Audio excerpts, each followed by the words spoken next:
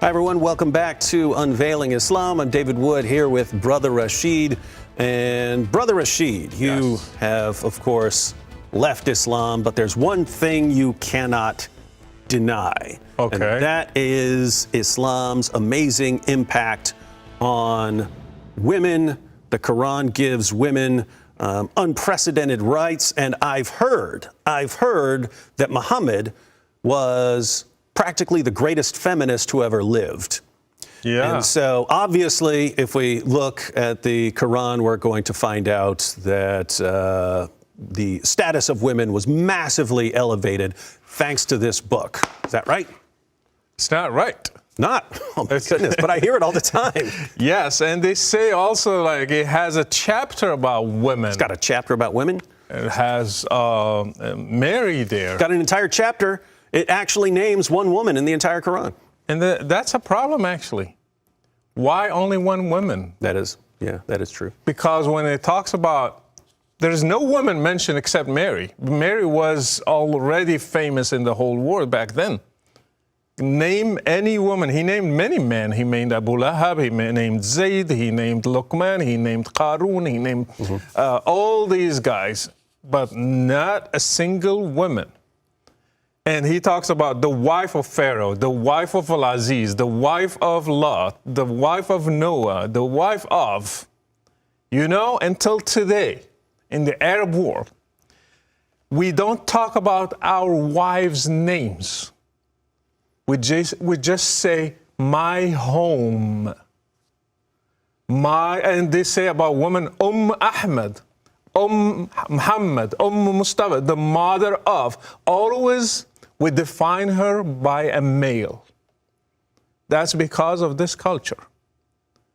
And when you think about it, why? Because it's not wholly to the level that we will put a name of a woman in the Quran.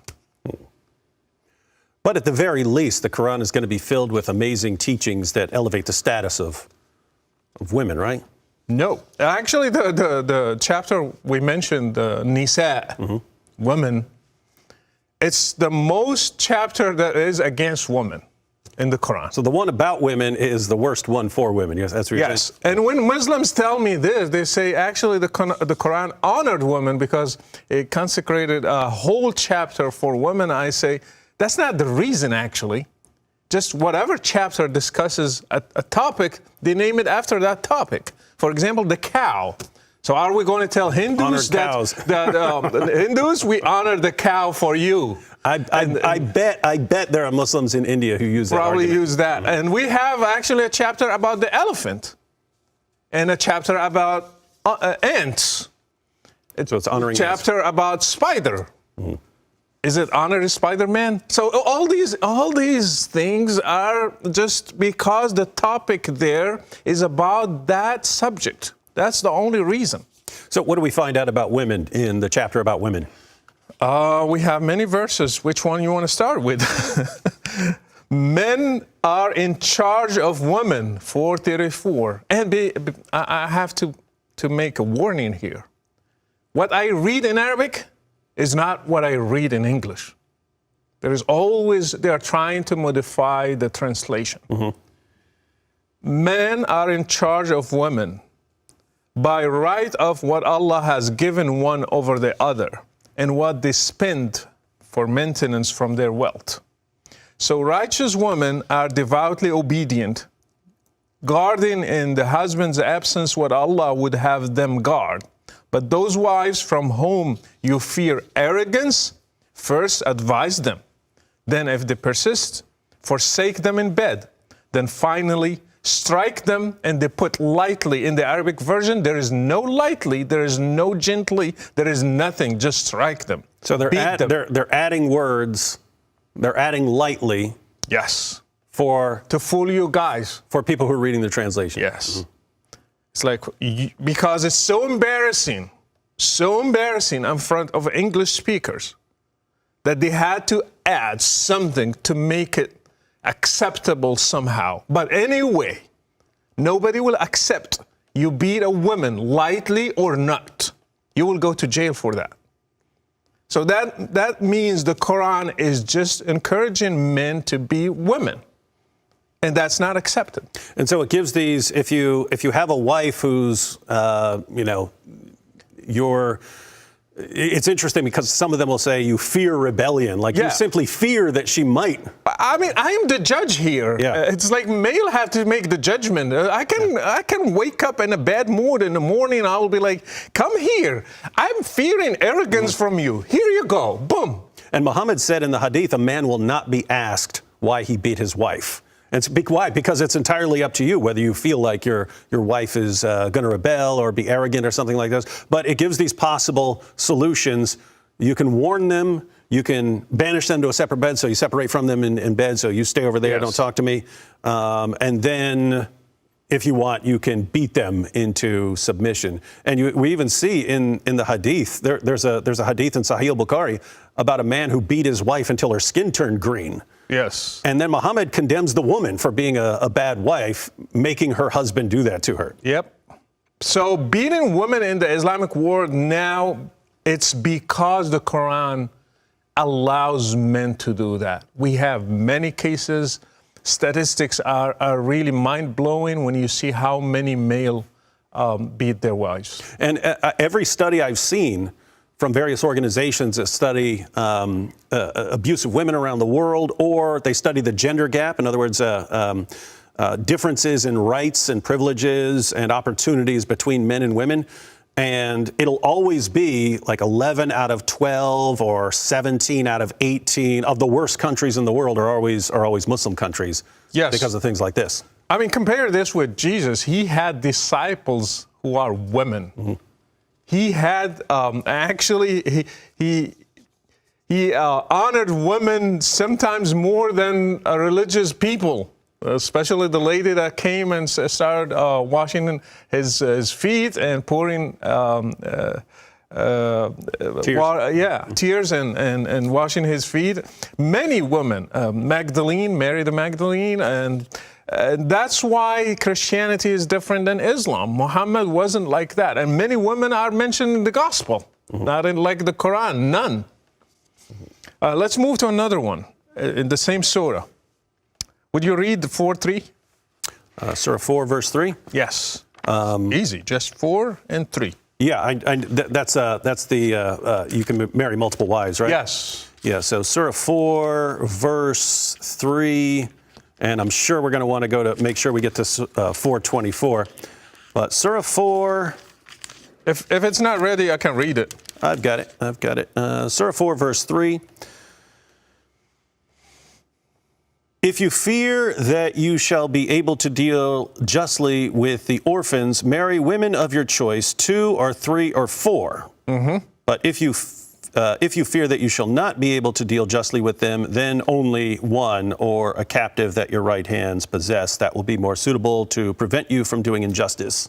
I have a big problem with this. I mean, a man like me should not have left Islam because it gives us more privilege than... Yeah, are you crazy? I know. But, I mean, it's a problem because when you think of your mom, when you think of your daughter, when you think of your sister, it will be a problem, a big problem. Mm-hmm. You can marry 2, 3, or 4. It depends on what you want. It's not if it's fair to others. It's just if you want that as a male. And Muhammad didn't even respect that. This rule he made is he says from God. He had more. Some sources say 13, 11, 9, and you can put it up to 50, some sources, 50 some. Let's say he just had 11. Mm-hmm. This is talking about 4. You had 7 more. Yeah, well, he's the prophet, so he gets special moral privileges. Isn't that interesting? In the Bible, like, people are held to a higher standard, like the apostles and so on. So they're held to a higher standard. Yeah. In Islam, it's just you get whatever Muhammad wants, he gets. We had a joke as Muslims. I heard it as a Muslim. They say, you know what's the punishment of a Muslim when he marries 4 wives? You don't know. No. 4 mother-in-laws. Oh, yeah. But that's not against mother-in-laws. I'm just saying what we used to say in the Islamic world. Marrying 4 wives creates a lot of problems in the Muslim world until today. Mm-hmm. Until today. My dad didn't marry 2 or 3 or 4. He had 1 wife. And many my uncles and my people I know, they had more than one wife. And I have seen so many problems because of that. There's no fairness. There is nothing about fairness among them. One more quick one before we have to close out. Surah 4:24 also prohibited are women already married, except those whom your right hands possess. What's this about? Surah 4:24. The right hand possessed as slave girls. Yeah. You can have slave girls as many as you want, even 1,000, even 2,000, even 3,000. All the caliphs through history, they had hundreds of slave girls, and that's allowed by the Quran.